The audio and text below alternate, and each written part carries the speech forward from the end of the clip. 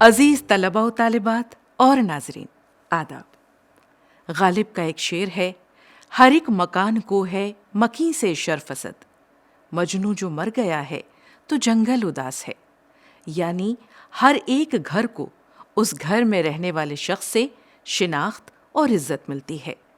اگر مجنوں مر جاتا ہے تو جنگل میں اداسی چھا جاتی ہے، کیونکہ جنگل مجنوں کے رہنے کی جگہ یعنی گھر ہے۔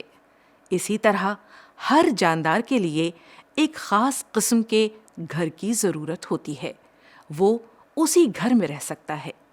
اس سبق میں ہم ایک ایسی چڑیا کے بارے میں پڑھیں گے جو اپنا گھر بنانے کی کوشش کر رہی ہے۔ سبق کا عنوان ہے چڑیا کا گھونسلہ۔ تو پہلے یہ سبق پڑھتے ہیں، پھر اس پر مزید باتیں ہوں گی۔ تو پیش خدمت ہے چڑیا کا گھونسلہ۔ درختوں کے پتے جھڑنا شروع ہو گئے تھے۔ رات میں ہلکی ہلکی ٹھنڈک رہنے لگی تھی۔ سردیوں کی آمد تھی۔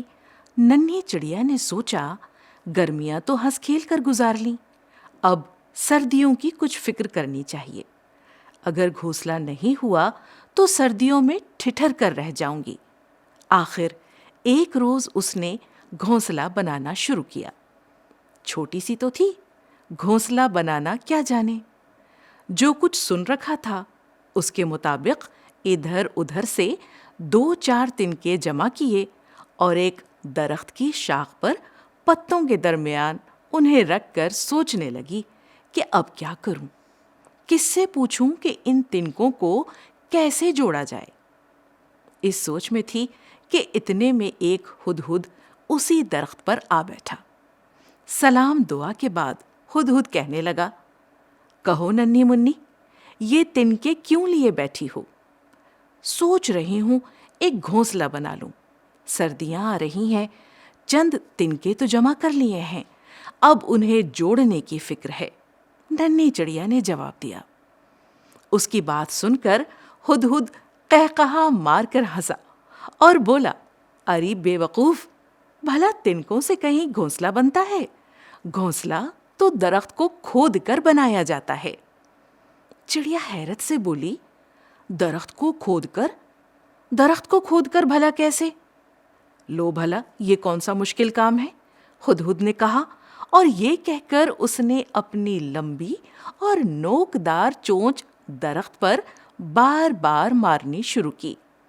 کھٹ کھٹ کھٹ، اس کی تیز چونچ لگنے سے آواز پیدا ہوئی اور درخت سے لکڑی کا تھوڑا سا برادہ نکل آیا۔ درخت کے تنے پر چھوٹا گڑھا پڑ گیا۔ دیکھا، اس طرح کھودتے رہنے سے بڑی سی کھو بن جاتی ہے۔ میں تو اسی طرح گھونسلہ بناتا ہوں۔ ہم سارے ہدہد یہی کرتے ہیں، درختوں کے تنوں کو کھود کر ان میں رہتے ہیں۔ تم بھی یہی کرو۔ یہ کہہ کر ہدہد تو اڑ گیا، مگر ننھی چڑیا کو پریشان کر گیا۔ وہ سوچنے لگی کہ اگر ہدہد کی بات مان لوں تو اس جیسی تیز چونچ کہاں سے لاؤں جس سے درخت کا تنا کھود ڈالوں۔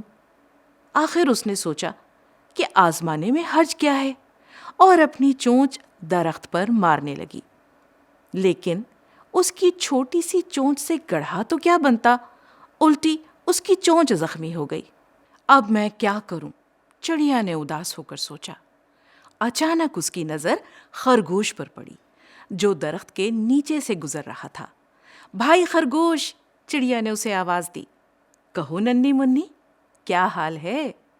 خرگوش نے رک کر اسے دیکھا اور بولا، بھائی مجھے گھونسلہ بنانا سکھا دو نا۔ چڑیا نے اس کی بات کا جواب دینے کے بجائے کہا، گھونسلہ؟ بھلا میں گھونسلہ بنانا کیا جانوں؟ ہم خرگوش تو زمین میں بل بنا کر رہتے ہیں۔ خرگوش نے جواب دیا۔ بل بنا کر زمین میں؟ چڑیا نے حیرت سے کہا، ہاں، ہم اپنے پنجوں سے زمین کھودتے ہیں اور جب کافی گہرا گڑھا بن جاتا ہے تو اس میں رہنے لگتے ہیں۔ تم بھی بل کیوں نہیں بنا لیتی؟ اچھا اب میں چلوں، مجھے دیر ہو رہی ہے، ابھی مجھے رات کے کھانے کے لیے سبزیاں جمع کرنی ہیں۔ اس طرح خرگوش بھی چلا گیا اور ننھی چڑیا کو ایک نئی الجھن میں ڈال گیا۔ اب میں کیا کروں؟ بل کیسے بناؤں؟ وہ سوچنے لگی۔ آخر اس نے فیصلہ کیا کہ کوشش کرنے میں کوئی حرج نہیں۔ یہ سوچ کر اس نے درخت سے اتر کر اپنے چھوٹے چھوٹے کمزور پنجوں سے زمین کھودنی شروع کر دی۔ لیکن ان نازک پنجوں میں اتنی طاقت کہاں سے آتی کہ زمین کھود سکیں؟ چونچ کی طرح اس کے پنجے بھی زخمی ہو گئے۔ یہ دیکھ کر چڑیا رونے لگی۔ ایک تو چونچ اور پنجے دونوں زخمی ہو گئے تھے، دوسرے رہ رہ کر یہ خیال بھی آتا تھا کہ اگر گھونسلہ نہ بن سکا تو میں سردیوں میں ٹھٹھر کر مر جاؤں گی۔ اتنے میں وہاں سے بھالو کا گزر ہوا۔ اسے روتا دیکھ کر بھالو ٹھہر گیا اور کہنے لگا، کیا بات ہے ننھی منی، کیوں رو رہی ہو؟ چڑیا نے اسے ساری بات بتائی۔ بھالو اس کی بات سن کر مسکرایا۔ دیکھو ننھی منی، میں تمہیں ایک ایسی ترکیب بتاتا ہوں کہ تمہیں نہ گھونسلہ بنانا پڑے گا اور نہ ہی بل۔ تم ایسا کرو کہ میری طرح غار میں رہا کرو، نہ کھودنے کی مصیبت نہ بنانے کا غم۔ بس جاؤ اور رہنا شروع کرو۔ جنگل میں بہت سارے غار ہیں، چھوٹے بھی اور بڑے بھی۔ تم ان میں سے کسی ایک میں کیوں نہیں چلی جاتی؟ یہ کہہ کر بھالو تو چل دیا اور ننھی چڑیا کو ایک نئی پریشانی سے دوچار کر گیا۔ چڑیا پہاڑ پر پہنچی۔ وہاں پہنچ کر اس نے ایک چھوٹا سا غار بھی تلاش کر لیا، لیکن مصیبت یہ تھی کہ اس میں بہت ساری چمگادڑیں رہتی تھیں۔ چڑیا نے سوچا کہ میں ایک کونے میں رہ لوں گی، لیکن جب غار کے ایک کونے میں جا کر بیٹھی تو اسے احساس ہوا کہ غار کی زمین پتھریلی ہے۔ اس نے سوچا کہ غار میں بھی تنکے جمع کر کے ایک چھوٹا سا گھونسلہ جیسا تو بنانا ہی پڑے گا۔ ابھی وہ یہ سوچ ہی رہی تھی کہ تنکے لاؤں یا نہیں کہ چمگادڑوں نے اس پر حملہ کر دیا۔ بیچاری چڑیا بڑی مشکلوں سے وہاں سے جان بچا کر بھاگی۔ آخر پھر اسی درخت پر آ بیٹھی۔ وہ زور زور سے رونے لگی۔ اتفاق سے اسی وقت اس درخت کے نیچے سے ڈاکٹر ہمدرد گزر رہے تھے۔ وہ جنگل میں ہی ایک چھوٹے سے مکان میں رہتے تھے۔ وہ بہت ہمدرد اور محبت کرنے والے انسان تھے۔ اکثر جنگل کے جانوروں کی مدد کرتے اور ان کا علاج کرتے۔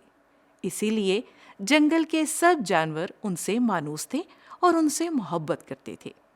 ڈاکٹر ہمدرد کو دیکھ کر چڑیا اسی لیے فوراً ان کی انگلی پر جا بیٹھی اور ساری بات انہیں کہہ سنائی۔ ڈاکٹر صاحب نے اپنے بیگ سے دوا نکال کر چڑیا کے زخموں پر لگائی اور اسے اپنی ہتھیلی پر بٹھا کر بولے، ننھی منی، میری باتیں غور سے سننا اور ہمیشہ یاد رکھنا۔ پہلی بات تو یہ کہ تمہیں اس دنیا میں مشورہ دینے والے بہت ملیں گے جو بالکل مفت مشورہ دیں گے، لیکن ان میں سے ہر ایک کی بات مان لینے سے نقصان ہی ہوگا۔ جو شخص ہر ایک کا مشورہ مان لیتا ہے وہ کہیں کا نہیں رہتا۔ مشورہ دینے والے اپنے حالات کے مطابق تمہیں مشورہ دیں گے، جیسا کہ ہدہد، خرگوش اور بھالو نے تمہیں دیا، لیکن ان کے مشورے صحیح ہونے کے باوجود تمہارے کسی کام کے نہیں تھے، کیونکہ تم ان سے مختلف ہو۔ ایک چڑیا ہدہد کے گھر میں یا بل میں یا غار میں نہیں رہ سکتی، اسے گھونسلے میں ہی رہنا پڑے گا۔ ہدہد کی تیز نوکدار چونچ ہے تو اسے درخت کھود کر گھر بنانا آسان ہے، اور یہ کام کسی دوسرے کے بس کا نہیں۔ چڑیا نے زور زور سے سر ہلا کر ہاں کہا اور بولی، تو پھر اب میں کیا کروں؟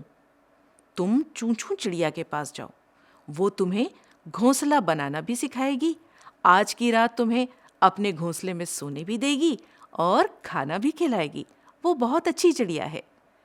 چڑیا نے جواب دیا، بہت اچھا، اب میں ایسا ہی کروں گی اور بہت جلد گھونسلہ بنانا بھی سیکھ لوں گی۔ ڈاکٹر صاحب، آپ کا بہت بہت شکریہ، آپ نے میری مدد بھی کی اور مجھے کام کی بات بھی سکھائی۔ یہ کہہ کر چڑیا پھر سے اڑ گئی اور ڈاکٹر بھی روانہ ہو گیا۔ چوں چوں چڑیا نے ننھی چڑیا کو نہ صرف اپنے گھونسلے میں رکھا، اسے کھانا کھلایا بلکہ اسے گھونسلہ بنانا بھی سکھا دیا۔ آج ننھی منی چڑیا اپنے گھونسلے میں رہتی ہے۔ عزیز طلباء و طالبات اور ناظرین، ابھی ہم نے کہانی سنی چڑیا کا گھونسلہ۔ اس میں کچھ مشکل الفاظ کے معنی بھی جانے۔ اب آئیے غور کرتے ہیں کچھ باتوں پر۔ ہم سب نے بہت سے پرندے دیکھے ہوں گے۔ ان سبھی پرندوں کے رہنے کی جگہ الگ الگ طرح کی ہوتی ہے۔